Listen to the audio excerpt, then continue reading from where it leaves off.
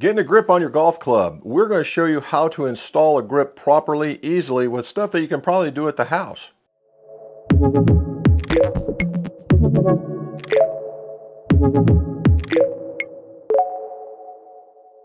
Welcome back to the Golf Shop. Jim McClear here, and this is where we talk about golf club repairs, reviews, and fittings, all so your scores can go low. If you would, like, subscribe, hit that stuff across the bottom. That way more of this information gets out to the YouTube universe. We also have a live stream on Mondays called What's in My Drawers Golf Talk. Talk about the same exact stuff, except for it's one-on-one. If you got a question, ask away, and you'll get a live answer right there if I know the answer. So let's get started. So we're talking about grips, all right? We're talking about a grip. I am building a Mizuno hot metal high launch for a lady golfer, and she needed one. I think she broke one. Anyway, we're going to install a grip, and we've been doing a lot of grips here in the last week, so it must be that time of year. We're going to install a Win Dry Tack mid. Now, the mids are not uncommon for ladies because ladies tend to have longer fingers, and if you lay that grip in the finger and you roll it over, it actually needs a slightly larger grip. So, ladies, if you're watching, or guys with even you think, oh, I got smaller hands, I have to have these really, really small grips. But if you're laying it in here like that, then you're good to go. The other part we want to talk about is where you place it. You know, there's always going to be some sort of consternation on when, where, and how you're going to make a grip. Whether it's where you put it in the palm or the fingers, or whether you put it in the palm, or how you grip it, right? Just let's put it this way, from a fitter's perspective, the further that this grip starts getting into the hand here, the bigger the grip is going to need to be. All right. So for those of you guys that are doing the 10 finger or the baseball grip that are going like this, you're going to need a slightly larger grip. It's not that it's a bad grip. That's just the function of it. Okay. Second thing is, don't get fooled by just going, hey, grab it on the back and let's see what it's about. Absolutely not. What you want to do is grip on both sides, right? Whether you're doing like this, whether you're doing like this, or whether you're doing like that, matters not, right? You want both hands. Why is that? Because this has a gapping as well, okay? And you want about the same. You want just a little bit of a gap to just barely touching, right, is the proper sizing. And for both, right, whether you're 10 fingering it here, or you're interlocking, or you're overlapping, or any of that stuff. So the guys that are baseballing, and what I'm finding now is even more so, a lot of other ones, is the low taper grip for the guys that are 10 fingered. And we're seeing a lot of it with on the tour. That's the reason why I see MCC4 pluses or low taper grips now, because we always wanted the hand to be bigger so that it didn't overturn the club a little bit. All right. For me, I've been putting two wraps of tape under my bottom hand since forever. It just felt better. Okay. That's just the bottom line. It just felt better for me. All right. So this is going to be a traditional way of doing it, but we will talk about the air install, and stay a little bit later. I'll have a tip for you for installing something without a head on it. All right. So let's get to it. So I've got my club already in the vise. I'm going to move you over here. Okay, the first thing we're going to do is install some tape. Now, in order to install the right amount of tape, what you want to do is you line it up so just the butt end or the cap of the grip is beyond the end of the shaft, and then just at the back side of the throat of the grip. Now, what you'll see on, I'll show you on this one, this is a traditional rubber grip, and if you look at it, we would start it right here and we ended it right there. So why do we do that? And there's another one here. We've got some that don't have lines, but they still have a butt cap and they still have that. And see, and if you notice, they're a little different. So you want to measure these things each and every time that you do them. Why is that? So when you're putting the tape on, it doesn't extend past the end of the grip so that you don't have an ugly install job. All right, get your 2-inch tape, run it up to the end of your mark. What I do here is, and this is a pro tip, is that I have my finger sitting back here and it's resting against the edge of the grip so that I know I have a little overhang, because we're going to want to cap the back end of the grip, or the back end of the shaft. So we roll over the tape, making sure we don't have any wrinkle, that we don't have any wrinkles, and we either twist or fold the back end so it's capped. So now we have a prepped surface. Now the other part here, this is where you can have different methods. This one just to me seems the neatest. You have a weep hole in the back. The weep hole is meant to be plugged because when you go to push this on, it's going to create a small pressure along with the solvent in order to allow you to slide. That's where the air pressure movement comes in, okay? So you can, I've seen people put golf tees in here. I don't just do that. I just think it's an extra step we don't need. However, that's the reason why I wear this, in case it does decide to squirt on me. Now for most people, more solvent is better than less. You want to get the inside coated very well. Move your finger out, let it drain. Make sure you get every drop on that tape. You're going to put your finger back over that. You're going to wedge that on there and just push from the back. Why do we push from the back?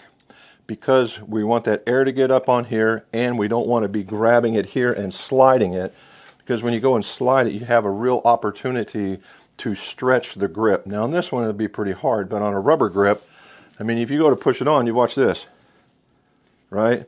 You have that opportunity, and when you do that, you make the grip smaller than that's designed, and we're not for that. All right, so now you get it on. You don't want to mess around. You just want to make sure the top of your grip is going right down this 12 o'clock to the bottom of the iron head.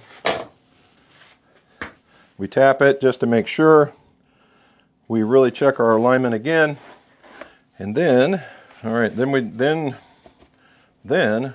take I just have a paper towel. I dip it in the solvent and I rub it up and down just to get any excess dirt I might have on it.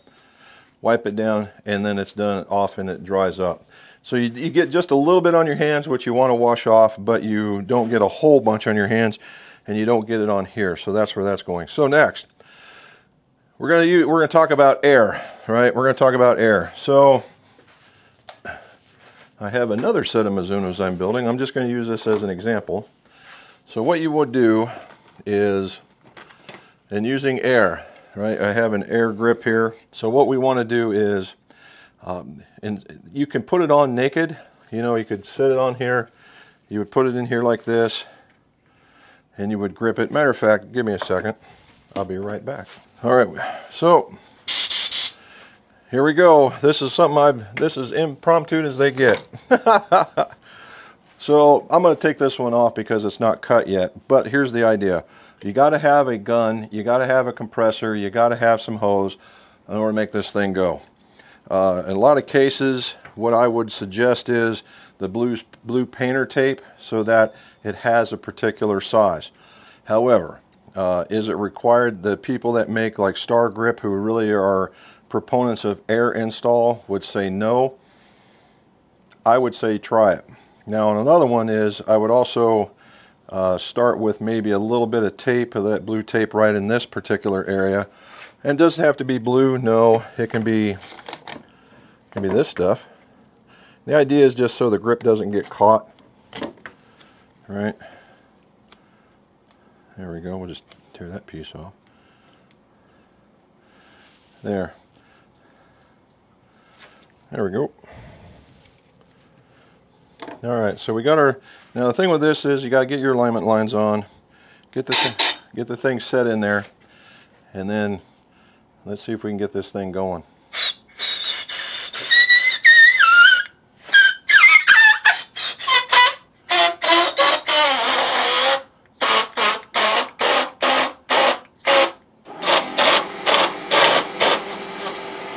There we go. As you can tell, I used enough air to get my air compressor going. And it's on pretty decent, right? I like it. We got on there, I've got it aligned. That was the thing I was really concentrating on, making it happen that way. All right, so now we've got it on, and you want to get it off. Now, we'll talk about this one a little bit. If this is a regularly installed grip, I would not recommend using air. Why is that? Because what happens is the tape forms a bond with this rubber, and what happens is you blow up pieces of this grip, and you really have the opportunity of injury or damaging the grip of significant amount. Now, if you're going to take it off and you're ripping it off, who cares? But if you're looking at saving it, that's problematic. All right, so let's take this bad boy off. So there we go. Pretty easy off. Let's see if we can get it to go back on again.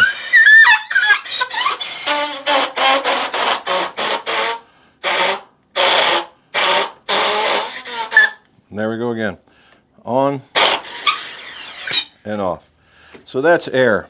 All right, air needs more components to it in order to make it happen, versus basically a knife and a trough. However, it is what it is. If you got it, fine. If you don't, fine too. All right, talking about using it at home. So I've got a speed clamp that I put into a vise. Do you need a speed clamp? No, you can use this. This is what they call a vise clamp, and it'll snap right onto here, even in the big spots, and the vise will clamp into this particular area.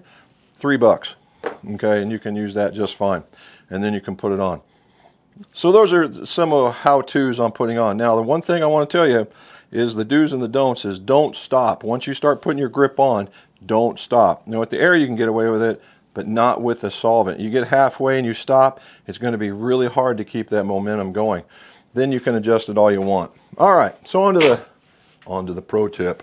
So what we have here is a TaylorMade that came in broken that I'm reshafting. So normally what you would get the head and you could align it with the head, right? You would put it up and down and that's the way to go.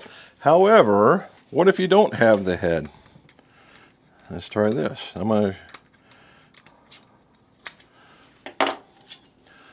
What if you don't have the head? The easiest way to do it is every one of these adapters has what would be a standard loft or a zero, and they're all on the back. Okay. Why am I telling you this? Because I just got another request for more grips, and the gentleman likes logo up, some like logo down.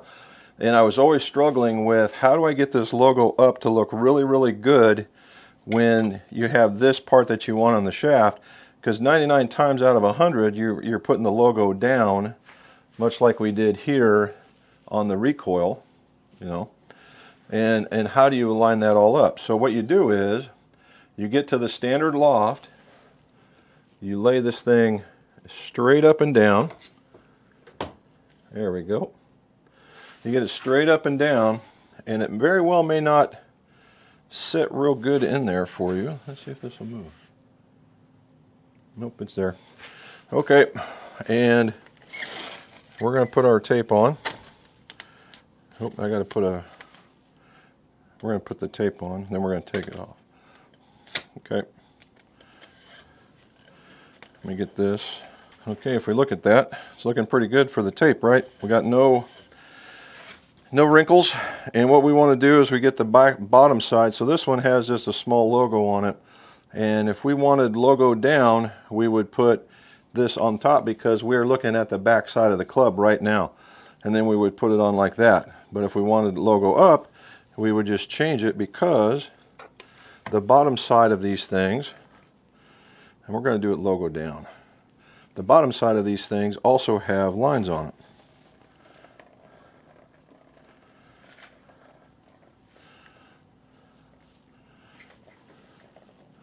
There we go. And we get in there, tamp it down. Now the real trick is, did I do any good? Let's find out. Now the reason why I'm showing you this is that the requests I get, I get them and I don't get any of the heads, so I always have to use that. And there it is, it's straight in there. And what we're looking at now with the logo down is, you see that there's the lines here and the lines here going straight down into the shaft. So we have that. So it's looking pretty good. We like that a whole bunch. Alrighty, so that's doing grips in a nutshell. So a small vise, a grip clamp, that's what I like to call them, a grip clamp, some solvent, and a place to capture it, whether it be a trash can or a paint can or a paint tray, whatever you want to do. Now I have my rig that gives me my tape. You can stretch it out, cut it, and peel the backside off of it. It's not a big deal. But that's just one of the easiest ways, one of the easiest repairs that you can do to help your golf clubs last a little longer. You can do in-house and save a little bit of money. If not, take them to a professional and they can do them, and they can do them pretty fast. Mrs. McGolf does them all the time for us. All right, so hopefully you like what you saw. Like and subscribe. Join us on the live stream. And as always, let's see your scores go low.